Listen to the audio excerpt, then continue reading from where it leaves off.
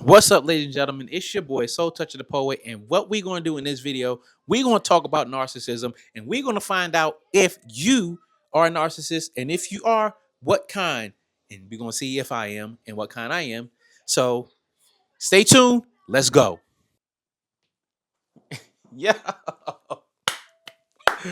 What's up, ladies and gentlemen? It is your boy, Toucha the Poet. Look, check it out. I've been wanting to make this video for a couple of days. I'm not going to tell you why, because it's too damn funny, and the motivation behind this, I don't want y'all to go in on anybody.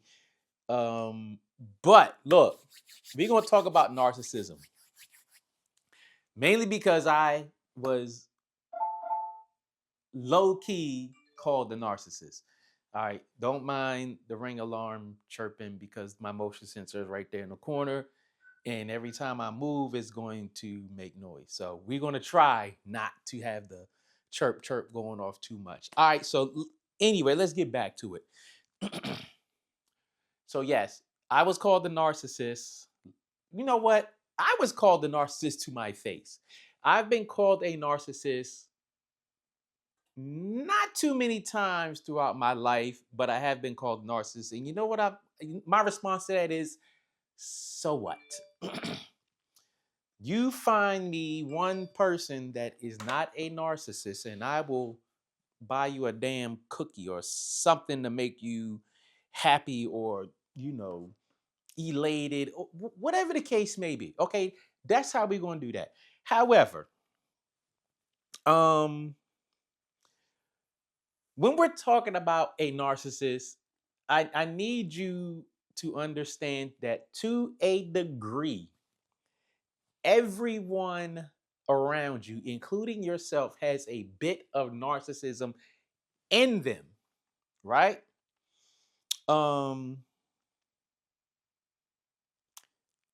However, I think there's a difference between the average person calling you what they think is a narcissist and someone being diagnosed with narcissistic personality disorder. All right. Now, what is narcissistic personality disorder? That is associated with an inflated sense of self-importance and a lack of empathy. However, narcissism can manifest in a variety of ways, and there are several unofficial types of narcissism that describe different traits and behaviors within disorder. Now, my reference for this is choosingtherapy.com. So this is where I am getting my information from for reference in this video. So I will put the link in the description for where I'm getting this information from. Okay. Now, let's be clear. I am not a healthcare professional by any stretch of the imagination. The only thing I have is life experiences and the things that I look up. That's all I have. I have nothing else. No titles, no certificates, no training, no nothing. Look, this is for entertainment purposes only. Mainly my entertainment and yours if you choose to engage in it. So now, as I was going through this, and I didn't go through it thoroughly, so we're going to go through this together, and we're just going to have a conversation. And what I want you to do as I'm going through this, if you identify with any of these traits, and if you are so willing to share or even bold to share, if you identify with any of these types of narcissism, drop it in the comments. I'm curious to know how you evaluate yourself. Okay, not others. How you evaluate yourself, because what we're not going to do is we're not going to call people out. We're going to talk about ourselves in this entertaining topic of narcissism. Now, this further goes on to say, according to the DSM-5, we're at 5 now, someone with narcissistic personality disorder must exhibit at least 5 of the following: grandiosity, entitlement, lack of empathy, preoccupation with fantasies or success, excessive need for admiration, arrogant behaviors, sense of superiority, exploitation of others. Now, if I am judging myself by that definition, I do not have narcissistic personality disorder. Now, I may have narcissistic tendencies, but I don't have NPD. I'm not going to go to the definition of each of those traits, because that's just too much. All right. Now, in my research, I'll say, I came across a site that said there's 5 types of narcissists, 8 types. This one has 14. Now,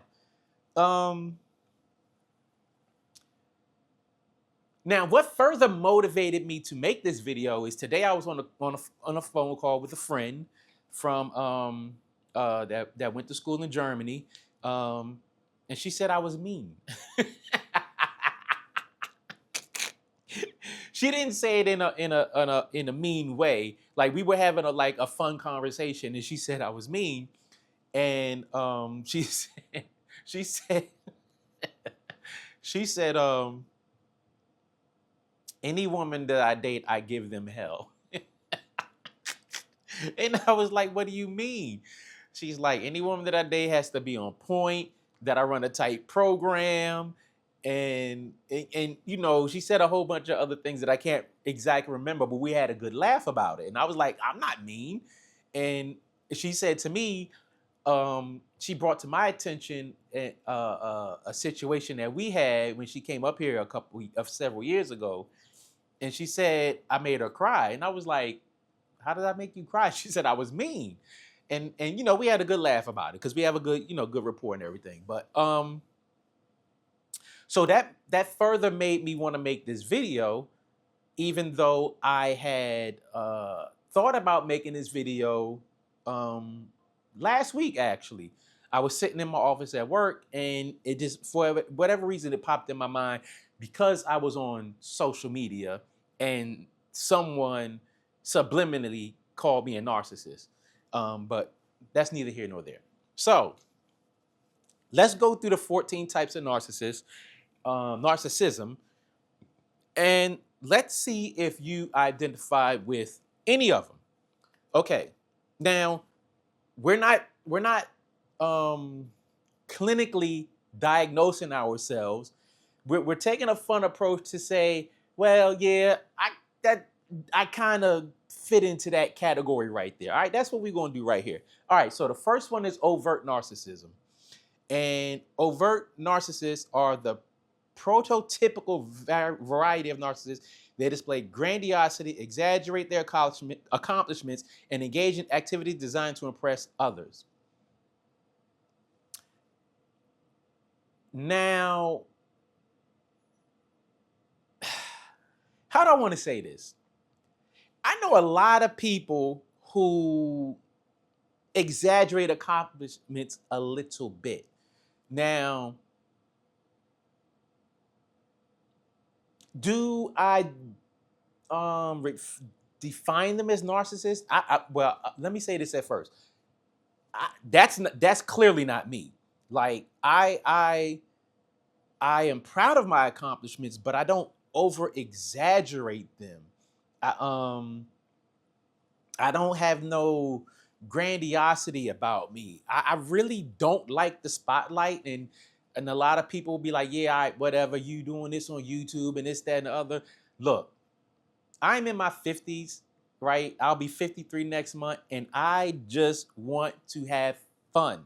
As time goes on, aches and pains come. You got the tendonitis and arthritis here, the back, the knees, the sleep apnea, the anxiety, all that going on. All right. Yeah. The elevated A1C, all that. So, I want to have fun with life because, hey, I got more years back there than I got up there. So I'm going to do it. But yeah,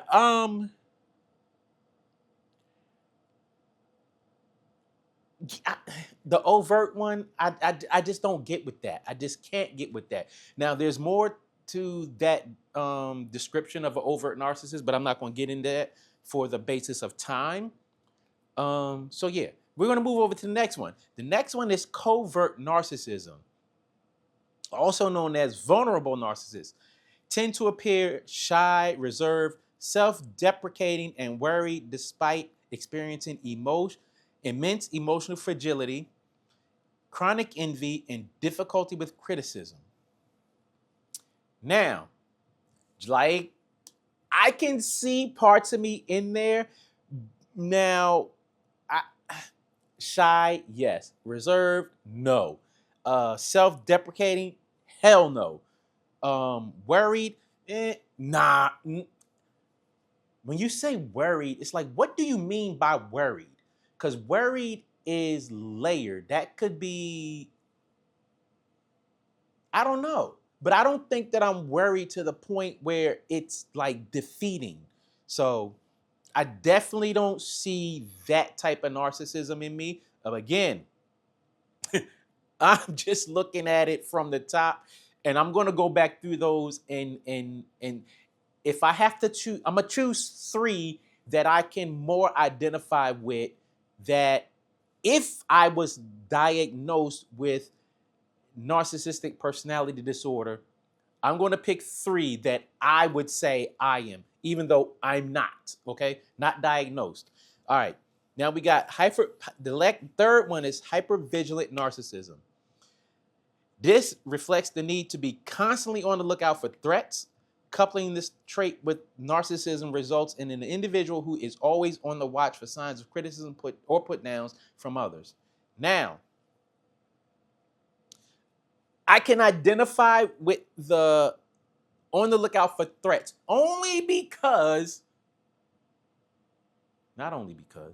because of a couple of reasons.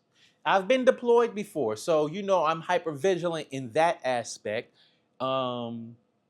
I did armed security from 2006 to 2019, so hyper-vigilant on that aspect.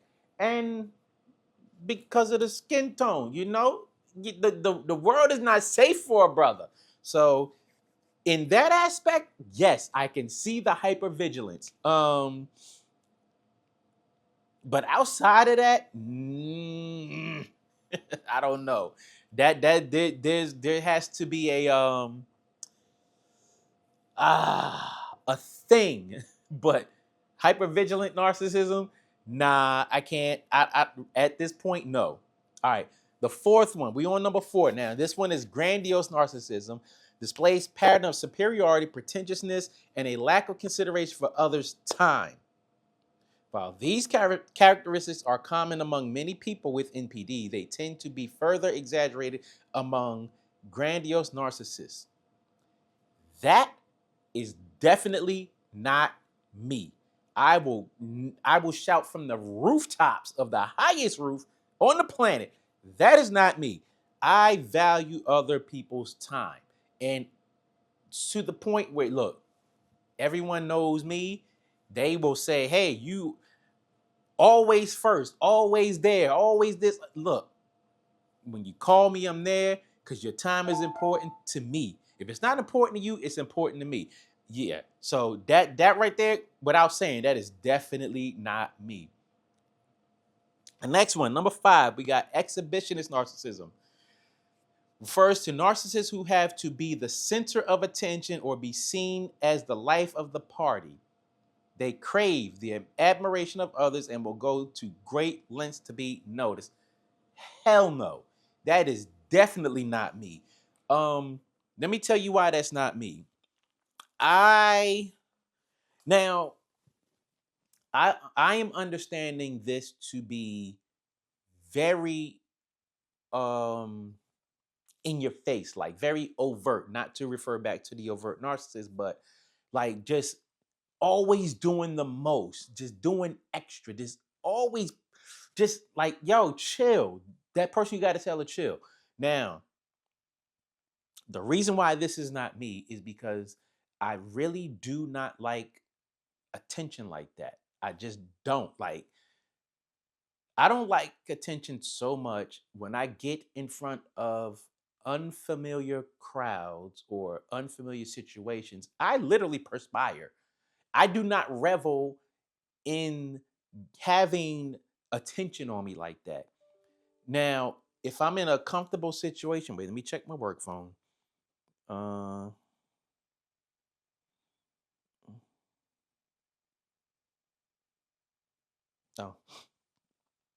anyway, nothing important right now.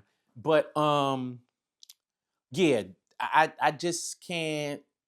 I can't. Nah, I don't like that. Interesting one. We on number 6 now. Sexual narcissism are people who prioritize their own sexual satisfaction and needs, lack empathy for their sexual partners, demonstrate an inflated sense of sexual esteem, expect frequent praise from their sexual performance, and feel entitled to sex when and where they want it. I read that whole description.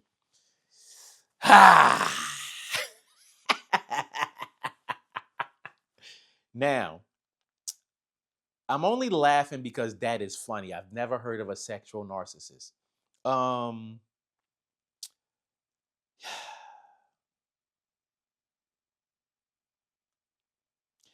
That's a tricky one. Now, I prioritize my sexual needs. However, I do not lack empathy for my sexual partner's needs. I want my partner to be satisfied. As a matter of fact, look, just to be keep it 100.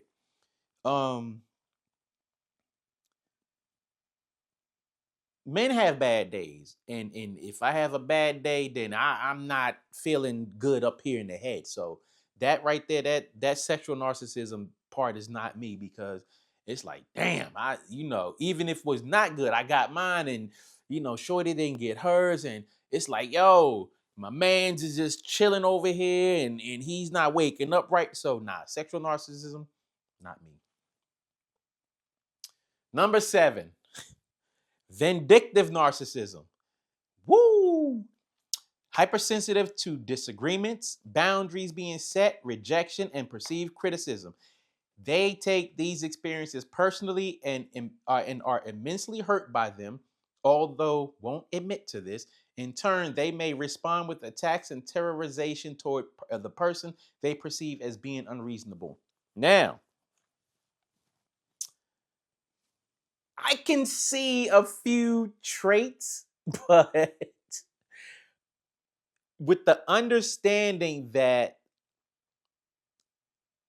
the vindictive narcissist person is the type of narcissist that gets really butthurt about things, and I'm going to go out on a limb and say they get butthurt on things that they cause people to do to them, or for people to react to them.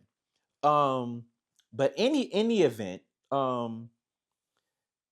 can kind of identify with that. So we gonna put a hash mark by that one. All right, we're gonna put a hash mark by that one. All right, number 8.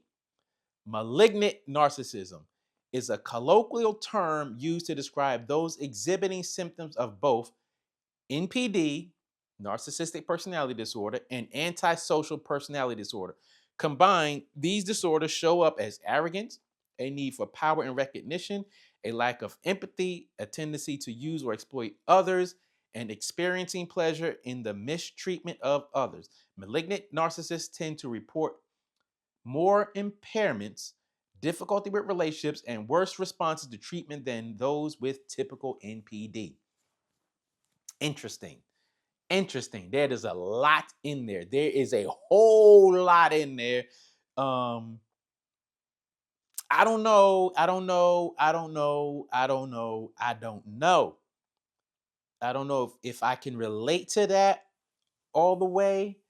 However, do I have a little arrogance in me?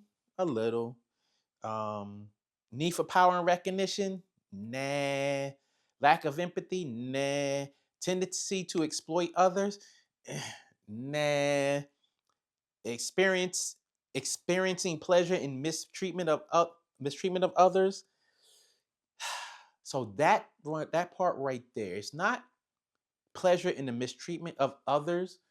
I think it is, and this kind of goes back to the vindictive part. Like, if you do something to me, then I have no problem doing something back to you and taking it an extra step. So I don't know.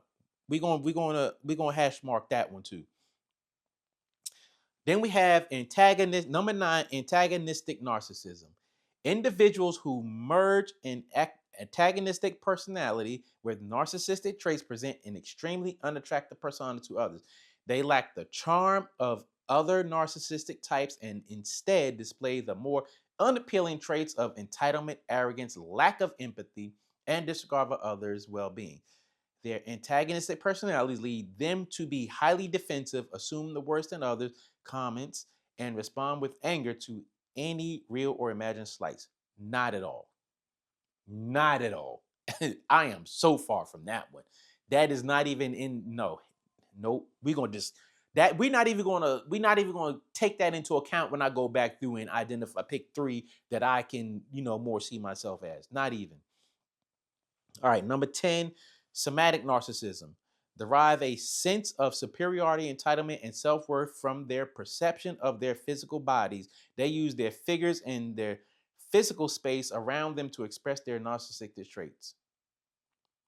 Definitely not. Definitely not. Yo, I got a dad bod, I got the belly, I got nice little arms, but nah, that definitely is not me. That is no, not even. Not even. Let me see what else it says. I'm gonna go further in the description of this one. While somatic narcissists present the confidence in their beauty, strength, and fitness, they tend to obsess over their appearance and criticize the appearance of others, demonstrating underlying insecurity and low self-esteem. Somatic narcissists may also achieve personal value and superiority from sex.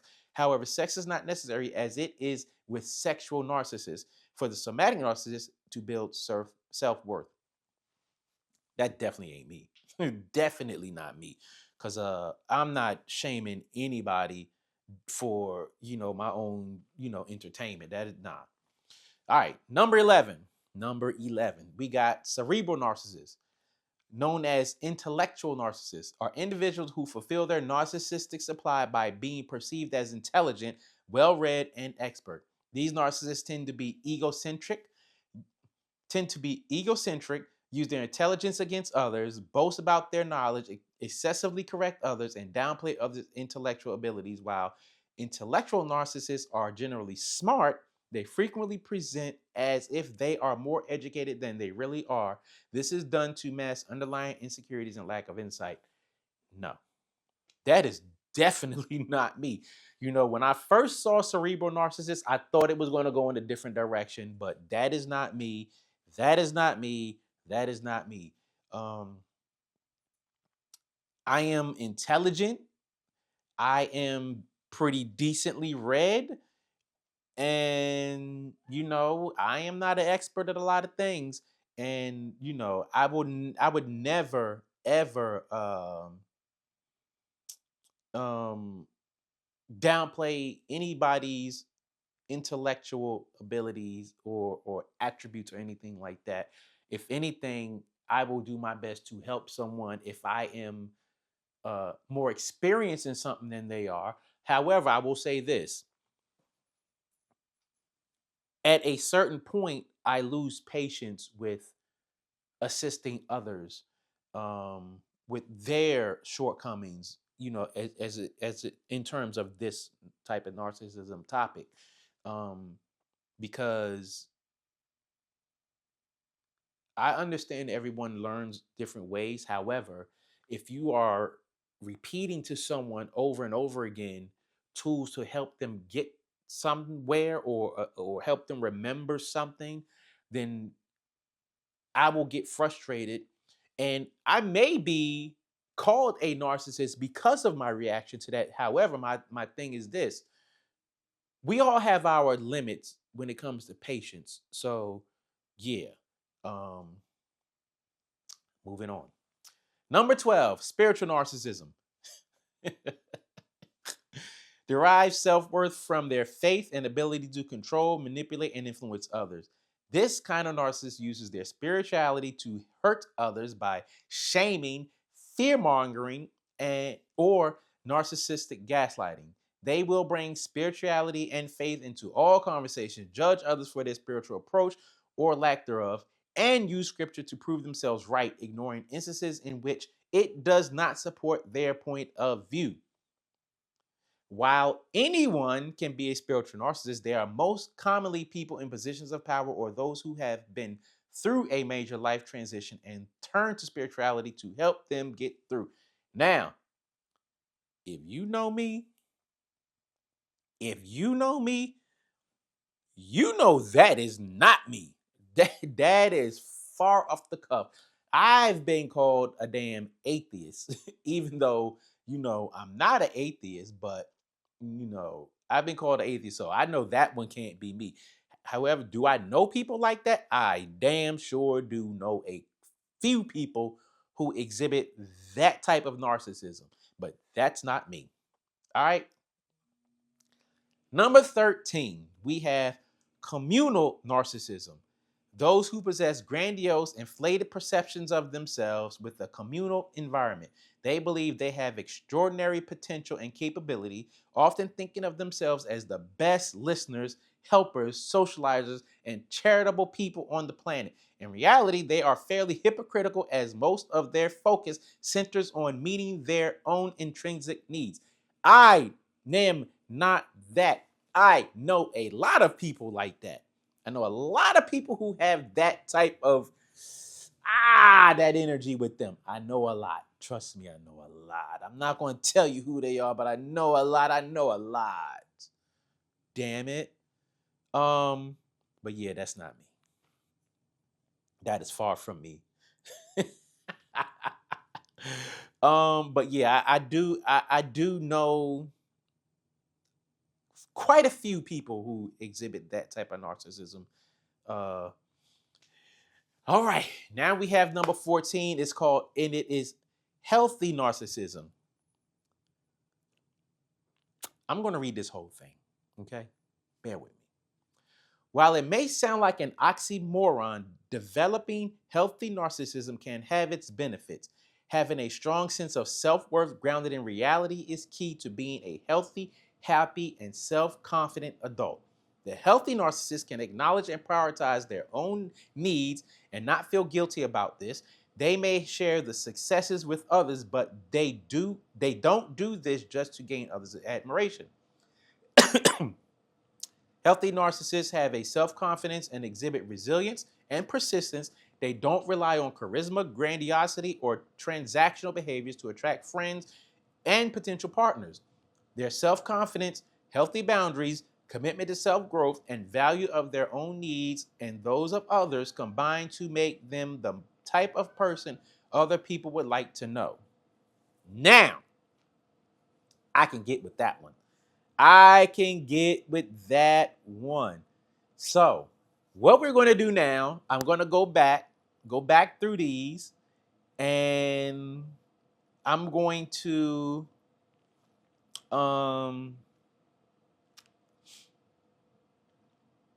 go through these, and I'm going to go through them right quick. We have 1, overt narcissism. 2, covert narcissism. 3, hyper-vigilant narcissism. 4, grandiose narcissism. 5, exhibitionist narcissism. Number 6, sexual narcissism.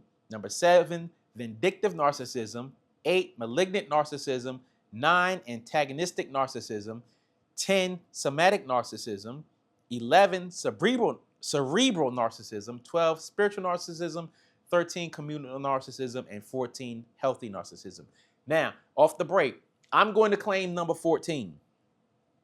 I'm going to claim number 14 because of,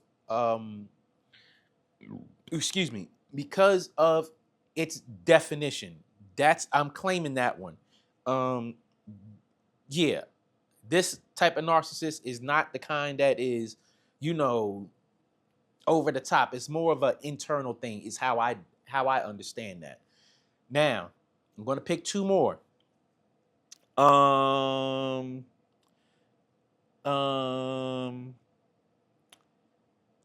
next one that I'm going to pick is Hyper-Vigilant Narcissism. Constantly on the lookout for threats. Always watching for signs of criticism or put downs from others. Now, the reason why I chose this, not because of where I am now, but where I was, let's just say, from my teenage years up into my mid to late 30s, I did have an issue with how people looked at me and put me down. And the reason being is because of my upbringing. I was always being put down. I was always being criticized. So that's why I would pick Hyper-Vigilant Narcissism. Now, the last one I would pick, so we got Healthy Narcissist and Hyper-Vigilant. And I think the last one that I would pick is... you